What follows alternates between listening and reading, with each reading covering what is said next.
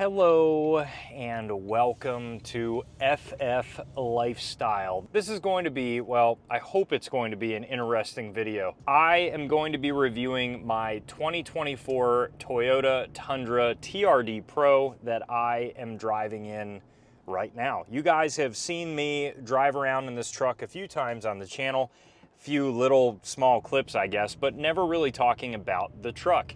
I had this idea a while ago to do reviews on this channel that are non-firearm related, but more so related to all of the other hobbies and things I do here on the channel. Almost always, if you see a review on a car, or if you see a review, let's say on a gun, it's going to be somebody that is going to leave you questioning without a doubt. Have they been paid by some sort of vehicle company, or in my world of things, have they been paid by a gun manufacturer?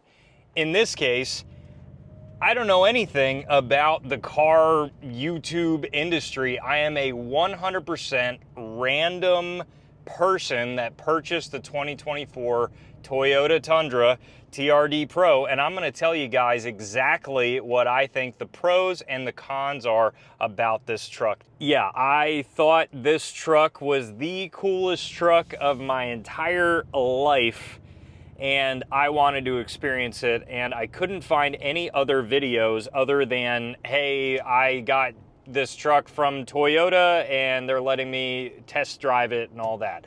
This video is not going to be specs and all of the engine components and all the trim packages and other things, because quite frankly, there's a million other videos that include that information online. I purchased the truck at 120 miles on it from a Toyota dealership last year, and it now has 5,500 miles. So this is the first 5,000 miles that I have on the truck, and I finally feel like I have somewhat of an idea of how I feel, and maybe if I feel like I wasted a little bit of money or not.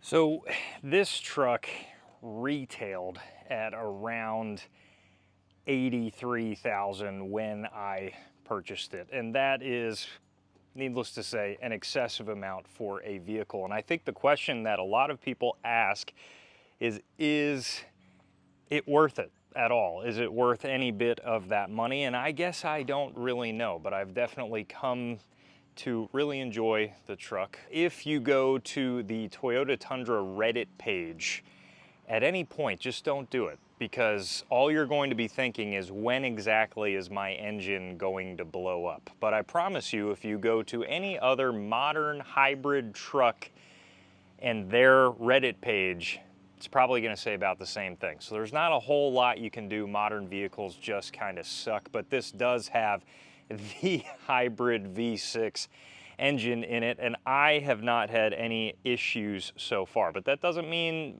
I might, and that has definitely been on my mind since I purchased this vehicle. Over the course of these 5,000 miles, I have really enjoyed a few things about the truck. Probably the number one thing has been the torque that this engine has to offer. Because of the hybrid V6 engine, you're going to get a lot more torque out of that electric thing going on in there. Now, I have not actually driven in any of the V8 Toyota Tundras, which are pre-2022, but I know those usually have a little bit more of a sluggish engine in it. In this case, the torque on this truck is insane. The power is very, very good. Now, with that being said, I am coming from a 3rd gen 4Runner, and torque is not even in that car's existence. So this feels like a Lamborghini compared to that vehicle.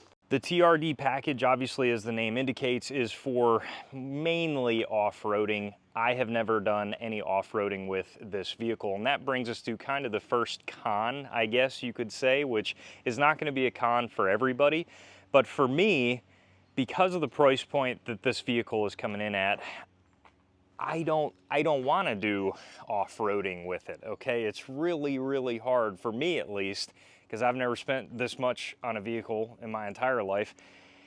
to take this thing through the brush to get pinstripes all over the side, ruin the BBS wheels that it has. It's really hard for me to do. So right now, it's kind of like when you first buy a brand new iPhone and you're like lightly placing it down. It's like that, but to the max possible degree. And I don't really want to do anything with this truck. I'm the guy that parks at like the end of the parking lot and walks a quarter mile to get into any store that I want to go into. Just with driving it in the snow of the wintertime here in Pennsylvania, it has done excellent. So pro on that side of things, it really is a good driving truck all the way around. I haven't had any complaints with how this thing drives, and probably my favorite so far has been long car rides.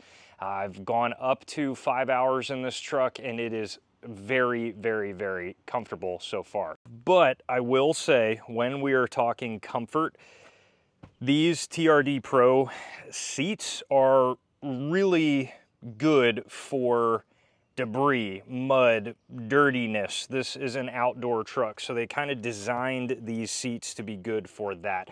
When it comes to comfort, it is nothing like, I don't know how to really explain it, but the premium leather seats in like higher trim driving models when it comes to any sort of like platinum vehicles or anything like that. For the price point, I really did honestly hope the seats would be a little bit more comfortable than they are.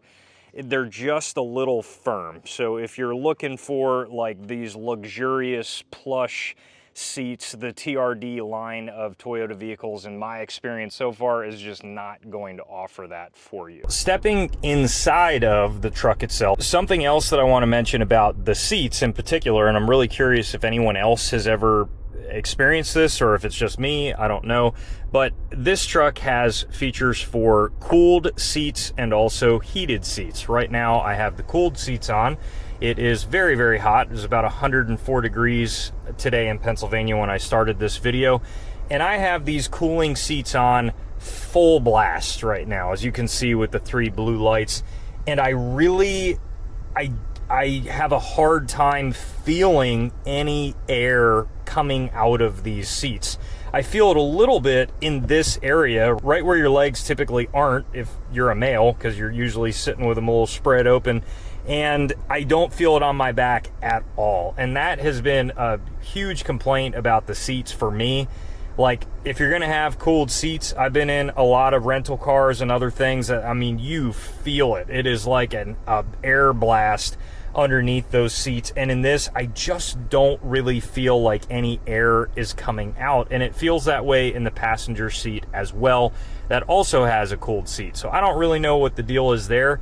The heated seat feels excellent. It feels exactly how a heated seat should feel, and that's including the heated steering wheel as well. That also feels great, but for whatever reason, the cooling is weird. And when we're talking about heat, I can't even believe I'm going to do this right now because it's about 100 degrees out, but I am going to showcase here the heat. Now, when we're looking at the heat of the truck and we put on, let's say, cool air and the fan speed, right? We're at top fan speed, and that sucker's cranking air out. Really nice. I don't know if you guys can hear it in the mic, but it is cranking it out.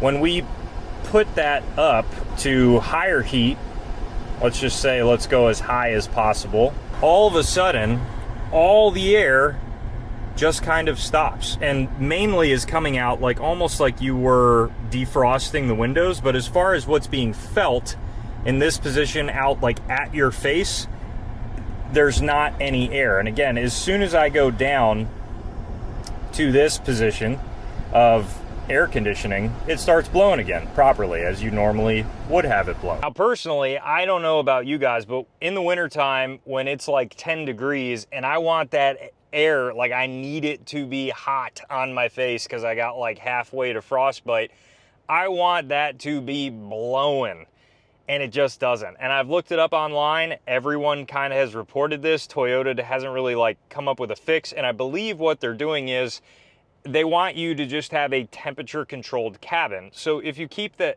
air, the heat, I should say, on for an extended period of time, say like 10 minutes while you're driving on the road, it gets very hot in the cabin for sure. but it just essentially does not have the heat blowing out of those vents no matter what you do.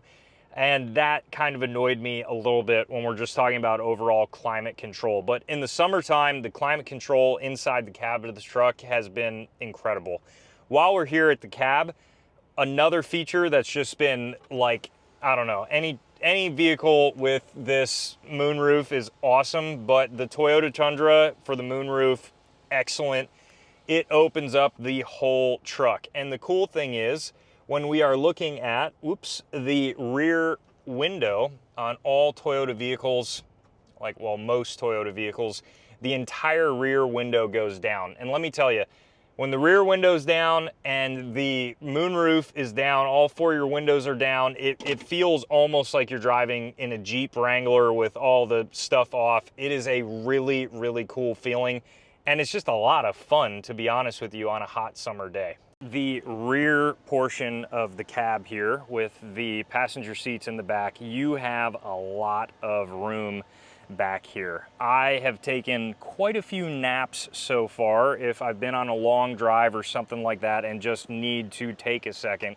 And honestly, I mean, you can kind of sprawl out on these back seats, and I really love how much room there is back here. Now, because of the electric portion of the engine, at least I believe that's why, you have this beefed up center portion of the truck. That may or may not be something that you dig. I don't know if the earlier generation Tundras had that beefed up part, but that has been something that's annoyed me a little bit with the truck. I would kind of prefer that to be flat. And something else that I've noticed when it just comes to how this newer generation of truck is designed, you really don't have any storage underneath the rear seats back here, and your storage behind the seat is pretty limited. You got a little cubby space back there, and that's about it. You really don't have, like you do in a lot of other trucks, like a Ford Raptor or some of the Dodge trucks, like a lot of interior storage underneath. But the storage on the center console is excellent. You got a huge amount of kind of like constructible storage in here. You got this little window that's cool, and then you also have this upper section here, and you do have a significant amount of storage in the glove compartment as well. So that is cool. You do have a little bit of space up there on the dash. One other point to note that I thought was a little interesting and kind of frustrating, very scratchable material right here by your shifter. It's like, I remember on one drive, I was driving with my hand like this, and the buckle of my jacket, like the little button, was just kind of resting here. And because it's so glossy, I all of a sudden looked and there were just these scratches up and down all over this. The car is 100% going to get scratched, but it was just one of those things where it's a little like, why would you put that there in that specific position? Other part of the center console with the wireless charging, that works okay. I think that was a dumb design as well. Like the fact that you're trying to put your phone up here, the moment you accelerate, your phone falls off and it goes off the charger, and just where it is, it's really hard to get your phone locked into position and charging in this setup. So I don't really get all this. I think this could have been done a lot better.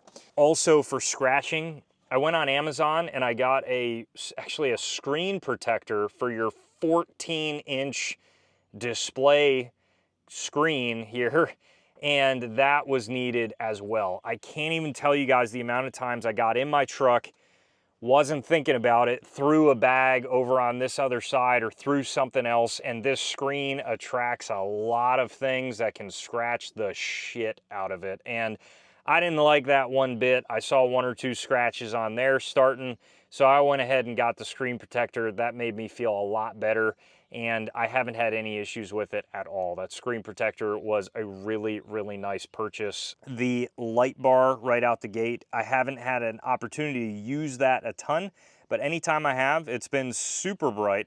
The LEDs on the front of the truck are bright just in general. The look of the front of the truck is much better in my opinion than the like kind of turtle bulbous shape of the earlier generations of the Tundras. I think by them going with this more squared off aggressive front grille and the way that the lights are squared off, almost kind of like an earlier 4Runner variation.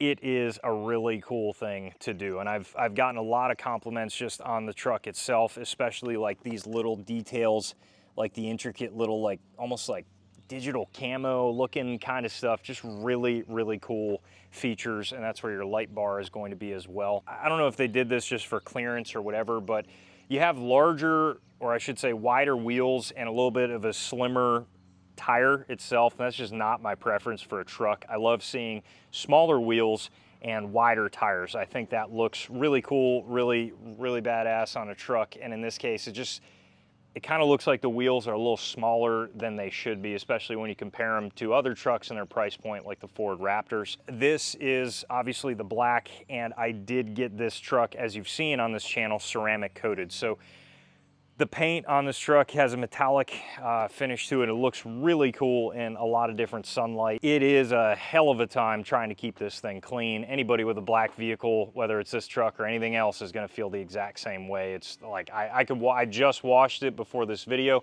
It's gonna be dirty by tomorrow morning. That's just how it goes with a black truck. This particular Tundra came with the trifold tonneau cover. That's been fine, no complaints there really at all. The truck bed on this Tundra, I haven't had any issues. This is my first truck, and being able to have this bed back here with the tonneau cover that, like, if we're going on a trip, suitcases, whoosh, throw them right back there.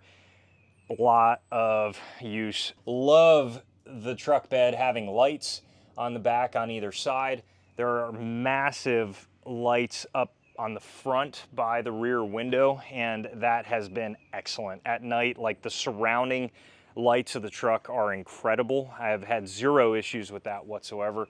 And showcasing actually the back, it does have 360 cameras, and the turning radius on this truck is horrendous. I think on any big truck, the turning radius kind of sucks. And in this case, it's bad trying to turn this thing around a tight parking spot. So I don't know how you guys park these vehicles without 360 cameras, okay? I am not that guy. I'm not the guy. Got my first speeding ticket ever in like 10 years in this truck because you do not realize how fast you're going. The suspension in it is, you could be flying down the highway 105 in a 65 and you feel like you're going 65 because there is just no movement. I go on the highway in Greenie and hit 75 and the wheel is spinning and I can't even move. That is not the case in this truck. So you got to be very careful. Gas mileage. So this is advertised at like 20 miles to the gallon. I have a relatively short drive to work, but I've been driving this thing quite a bit. I have not been able to get that routinely better than 16, maybe. And that's even driving 5 hours on the highway. 16's like the best I have gotten.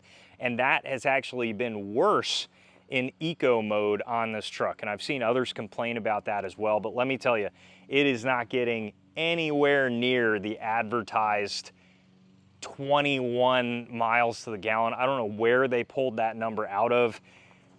Maybe I'm just not used to how fast this truck can go and I'm too much of a lead foot on this thing. Maybe you got to use cruise control everywhere at all times. But I found that eco made no difference in this. And actually I got the best gas mileage in normal mode, and sport mode is a fun one to be in, but I did notice obviously a significant decrease in that.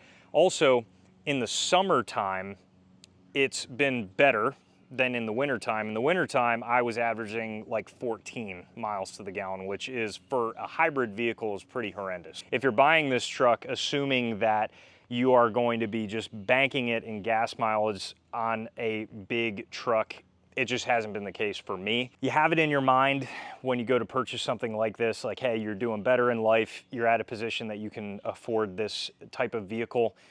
And if you've never driven in anything like this ever before, to me, it was like a spaceship. Like, I couldn't even imagine what it would be like owning a vehicle like this. And then you buy it, and it kind of goes away a little bit. After a few weeks, few months, whatever, it becomes just like any other vehicle. At times, I feel like I would have been super stellar happy not doing this and just keeping my 4Runner until it burned into the ground and calling it a day. But I do think this is a reliable vehicle, and I do have the standard warranty service on it. So they have been doing the first service, the first oil change, and the new key, because they had a key shortage. We spent $80,000 on a truck, they got a key shortage, which is unbelievable. Hopefully this video helps some of you out, like on my real experience in purchasing and driving a Toyota Tundra TRD Pro, the 2024. I don't know if I would even come close to spending that amount of money unless I was jumping on the TRD Pro. I just love